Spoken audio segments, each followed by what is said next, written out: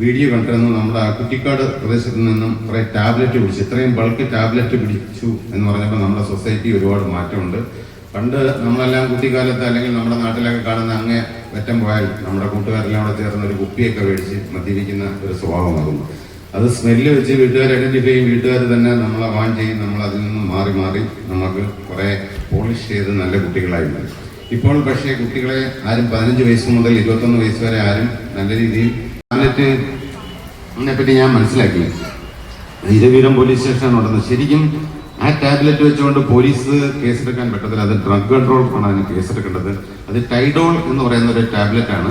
ആ ടാബ്ലറ്റ് നമ്മൾ ശസ്ത്രക്രിയയ്ക്ക് ചെയ്തിട്ട് നല്ല സിവിയർ അക്യൂട്ടായിട്ടുള്ള പെയിൻ റിലീഫിന് വേണ്ടി ഉപയോഗിക്കുന്ന ടാബ്ലറ്റ് ആണ്. ആ ടാബ്ലറ്റിലെ ക്യാൻസർ പോലുള്ള മാരക രോഗങ്ങൾക്ക് നമുക്കൊരു ചെറിയ റിലീഫ് കിട്ടുന്നതിന് വേണ്ടി മാത്രമാണ് നമ്മൾ ആ ടാബ്ലറ്റ് ഉപയോഗിക്കുന്നത്. ആ ടാബ്ലറ്റ് ശരിക്കും ഒരു മെഡിക്കൽ ഡോക്ടറെ, ഒരു രജിസ്റ്റേർഡ് മെഡിക്കൽ പ്രാക്ടീഷണറുടെ ശരിക്കുള്ള ഒരു പ്രിസ്ക്രിപ്ഷൻ ഇല്ലാതെ ഇത് കൊടുക്കാൻ സാധ്യമല്ല. ഇത് പോലീസിന് കേസെടുക്കാൻ പറ്റില്ല എന്ന് പറയുന്നത് ഇതൊരു നാർക്കോട്ടിക് ഡ്രഗ് അല്ല. നമ്മുടെ കേസെല്ലാം എടുക്കുന്നത് narcotic drug and psychotropic substance act എന്ന് പറയുന്ന ഈ ഒരു ആക്ടിന്റെ ഒരൊറ്റ പ്രൊട്ടക്ഷനിലാണ് നമ്മൾ കേസെടുക്കുന്നത്.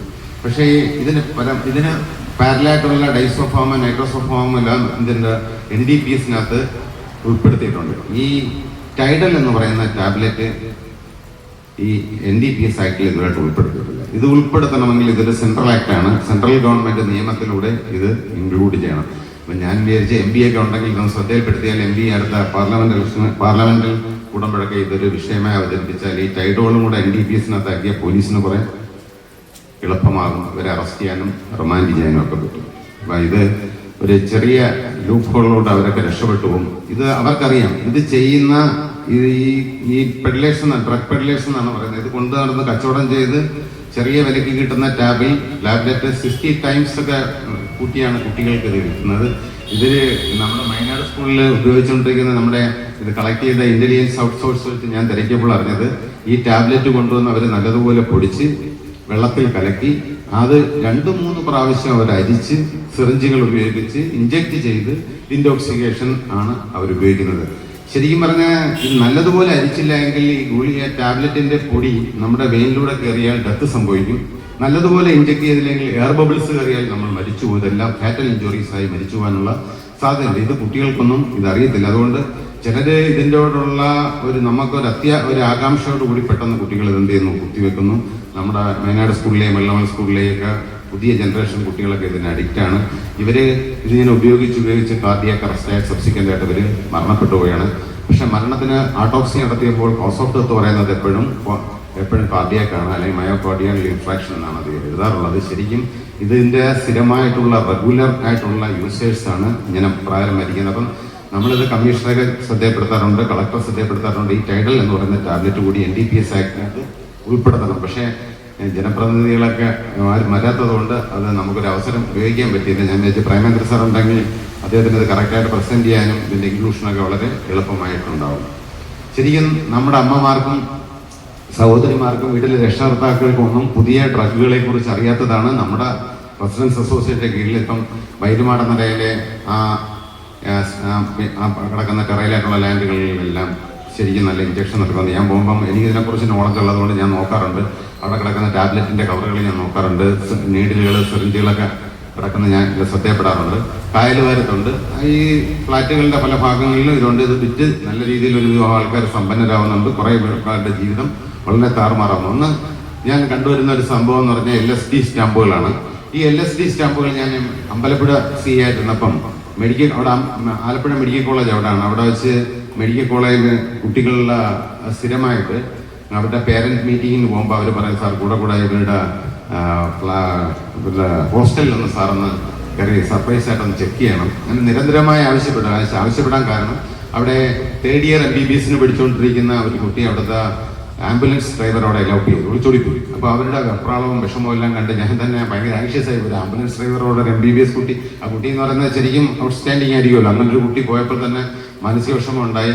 അതിനുശേഷമാണ് ഈ പേരന്റ് മീറ്റിംഗ് ഒക്കെ നടത്തി ഇങ്ങനെ ഒരിക്കൽ സർപ്രൈസ് ഒക്കെ നടത്തിയപ്പോൾ എനിക്ക് ഒരു കുട്ടിയുടെ ബാഗിൽ നിന്നും പക്ഷെ കുറേ സ്റ്റാമ്പുകൾ കിട്ടി. ഈ സ്റ്റാമ്പ് ശരിക്കും ഒരു നാർക്കോട്ടിക് ഡ്രഗാണെന്ന് എനിക്കറിയത്തില്ലായിരുന്നു. അന്ന് ഞാൻ പറയുന്നത് 2014 സംഭവമാണ്.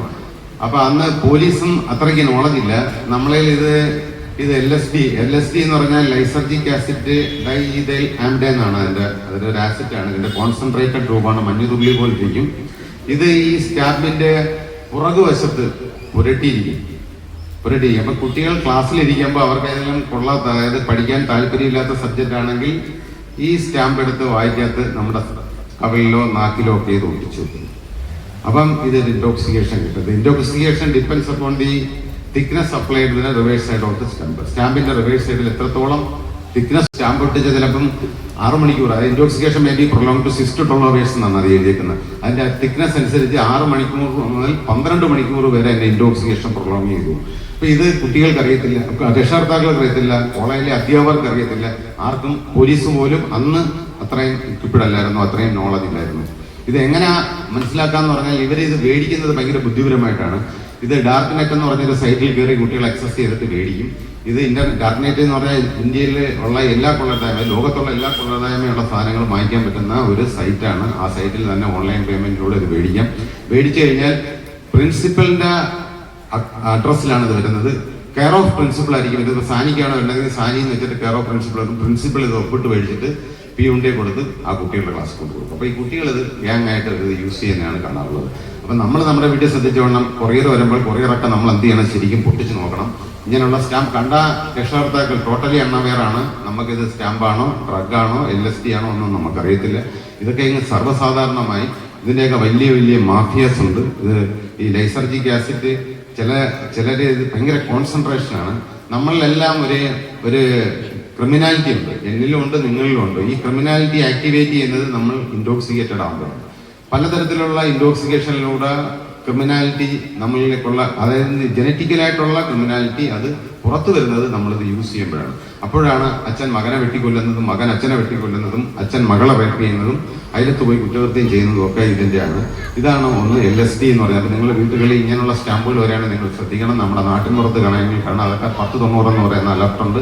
അതിൽ വിളിച്ച് നിങ്ങൾ ഫോണിൽ അറിയിച്ചാൽ നിങ്ങളെ ഒരിക്കൽ പോലും പിടിക്കത്തില്ല. നിങ്ങളുടെ ഐഡന്റിറ്റി ഒരിക്കലും ഡിസ്ക്ലോസ് ചെയ്യത്തില്ല. നിങ്ങൾ വളരെ സേഫാണ്. പലരും ഇങ്ങനെ കാണുമ്പോൾ ഇത് പറയാൻ പേടിച്ചിട്ടിരിക്കുന്നതാണ് പ്രശ്നം. അങ്ങനെ പേടിക്കരുത്. കറക്റ്റായിട്ട് 1090 വിളിച്ചു പറഞ്ഞാൽ എല്ലാം ടോപ്പ് സീക്രട്ട് ആണ്. ആര് വിചാരിച്ചാലും അത് കിട്ടത്തില്ല. അത് വളരെ കോൺഫിഡൻഷ്യൽ ആയിട്ടാണ്.